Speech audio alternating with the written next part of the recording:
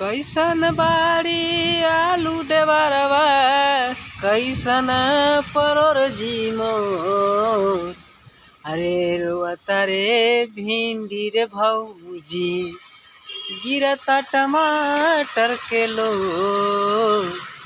अरे रोता रे भिंडी रे भौजी गिरता टमाटर के लो।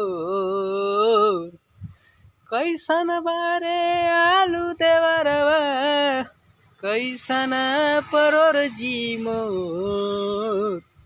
अरे रोता रे भिंडी रे भौजी गिरता टमाटर के लो। गिरा रोता रे भिंडी रे भौजी। अरे बेरी बेरी आई के मरचवा बेरी बेरी आई के मरचवा बोलेला बोलिया कुबोल। हमारा चके बोली से हमारा लागेला हियरा में चोट।